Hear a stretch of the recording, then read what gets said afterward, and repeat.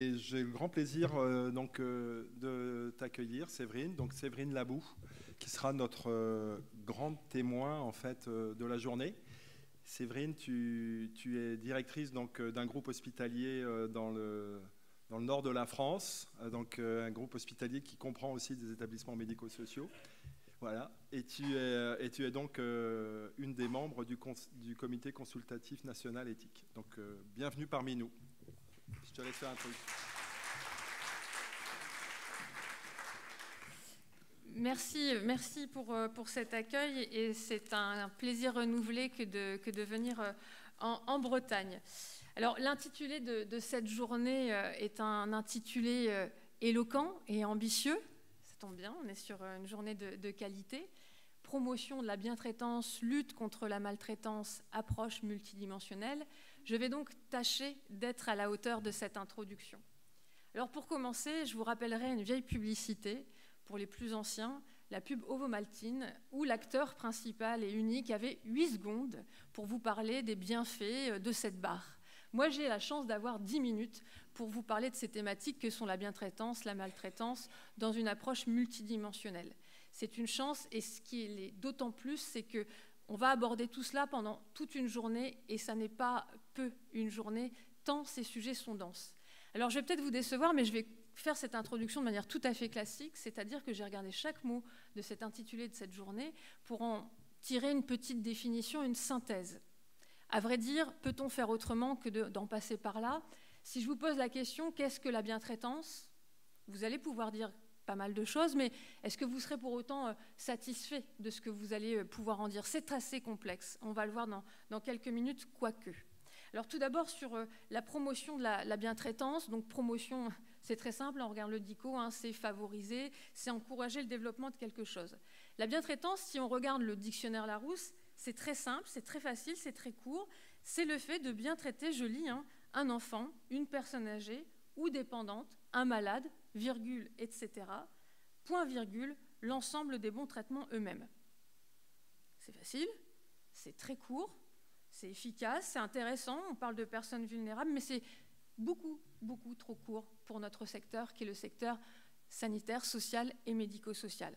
Alors heureusement pour nous, je ne sais pas si c'est heureux, mais on a beaucoup, beaucoup de textes dans notre secteur, des lois, des décrets, et on a surtout sur la recommandation, sur la bientraitance, une superbe recommandation qui fait 51 pages. La recommandation de la NESM, feu la NESM, aujourd'hui mise à jour par la Haute Autorité de Santé. Dans cette recommandation, vous avez une première partie qui cerne les contours d'une définition de la bientraitance. Mais vous n'y trouverez jamais, en 2 ou 3 phrases, en 4 lignes, une définition figée de la bientraitance. D'ailleurs, en fait, elle est définie sur l'entièreté de ces 51 pages. Moi, je vous invite à relire cette recommandation, et notamment ce début, parce qu'il y a des liens avec la bientraitance, avec la bienfaisance, la bienveillance. On rappelle quelques théories, et notamment celle de Carl Rogers ou de Paul Ricoeur. Moi, je vais simplement me contenter d'insister sur quelques points, sur quelques éléments de langage. Et j'ai une pensée par rapport à un auteur que j'ai entendu la semaine dernière à un congrès qui a parlé de la bientraitance. Il a dit beaucoup de choses. Il a dit une phrase qui me semble aussi intéressante à relever. Alors c'est Walter Esbin, et non pas Asbin, il ne faudrait surtout pas le vexer, qui nous disait à propos de la bientraitance, ça n'est pas simplement faire bien ce que l'on a à faire, c'est faire plus. Il répète, parce que c'est important de le dire, ce n'est pas seulement bien faire ce qu'on a à faire, mais c'est faire plus. Je crois que déjà là, on a pas mal d'indications. Moi, j'y ajouterais, dans ce qui est dit, dans ces éléments de langage à retenir, c'est l'écoute véritable, le regard véritable, l'attention véritable à la vie d'autrui, la vie A-V-I-S et la vie V-I-E, les souhaits, les désirs de cette personne. C'est aller vers pour les professionnels, c'est chercher à tendre vers le bien-être d'autrui, c'est l'écouter, comme je le disais, nonobstant sa situation, ses capacités, même si la personne est dans l'incapacité de s'exprimer. Il faut toujours partir d'une présomption de capacité. Nous sommes tous des citoyens jusqu'au bout, quel que soit notre état de santé. Finalement, que cette recommandation fasse 51 pages et qu'elle ne termine pas par une définition en 2-3 phrases de la bientraitance, c'est heureux, parce que ça signifie que la bientraitance est un concept dense, évolutif. Mais dans cette recommandation, il est important de retenir qu'il y a quand même un fond commun d'exigences à avoir dans l'intérêt des usagers. Et puis je terminerai sur la bientraitance par vous dire que c'est un questionnement permanent.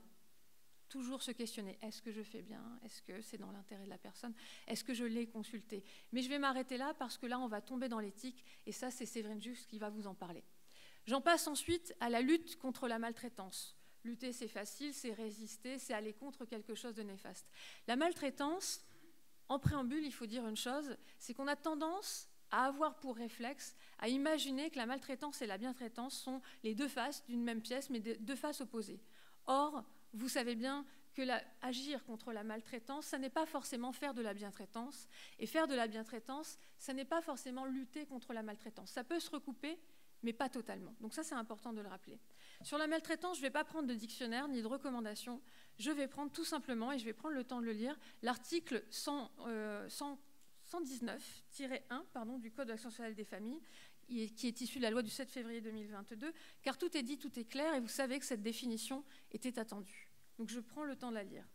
La maltraitance, au sens du décret du présent code, vise toute personne en situation de vulnérabilité lorsqu'un geste, une parole, une action ou un défaut d'action compromet ou porte atteinte à son développement, à ses droits, à ses besoins fondamentaux ou à sa santé, et que cette atteinte intervient dans une relation de confiance, de dépendance, de soins ou d'accompagnement.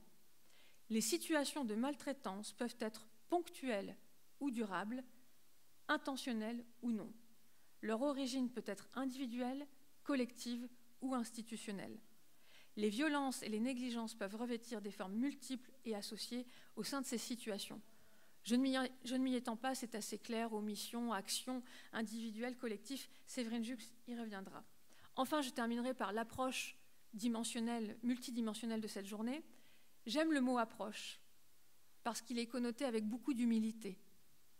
On essaye, on tente, on essaye de cerner. Et je crois que l'humilité, c'est bien quelque chose qui doit nous caractériser tous et toutes qui œuvront dans le secteur social et médico-social. Ensuite, multidimensionnel, bien effectivement, notre secteur est d'une richesse incroyable puisque dans le secteur social et médico-social, nous accompagnons de la petite enfance, la personne en situation, en vivant avec un handicap, les personnes en situation de précarité, les personnes âgées, bref, une étendue de personnes vulnérables qui ont besoin, parfois, qu'on les aide. C'est aussi convoquer l'ensemble des professionnels de ce secteur. Ce n'est pas simplement les soignants ou les professionnels sociaux, c'est aussi les administratifs, les techniques, les logistiques. Parce que nous sommes tous les maillons d'une chaîne et que, tel un battement d'aile du papillon, si l'un d'entre nous ne fait pas correctement son travail ou ne souhaite pas ou ne tente pas d'aller vers pour essayer de créer le bien-être d'autrui, alors c'est sûr, nous ne serons pas dans la bientraitance, alors c'est sûr, il y a un risque de maltraitance. Il est important de considérer que ces sujets ne sont pas l'apanage exclusif de ceux et celles qui sont au chevet des résidents, ni de leurs responsabilités exclusives. Enfin, j'en terminerai là. Quand on parle de plusieurs métiers, de compétences, on parle aussi de disciplines. Donc ce ne sont pas simplement les disciplines sociales, médicales ou soignantes qui sont convoquées, mais c'est bien l'ensemble des sciences humaines et sociales. Mais là, nous aurions besoin de plus qu'une journée. Mais je ne crois pas que nous allons pouvoir le faire. Donc je conclus cette introduction par vous dire que cette journée, grâce à ces intervenants, et vous-même, et vous tous, mesdames, messieurs, histoire de dépasser théories et concepts, grâce aux exemples très concrets qui vont être transmis, vont nous permettre d'illustrer ce que peut être la bientraitance au quotidien, la lutte contre la maltraitance. Et de cela, nous vous en remercions. Je vous en remercie tous à l'avance. Merci de votre attention.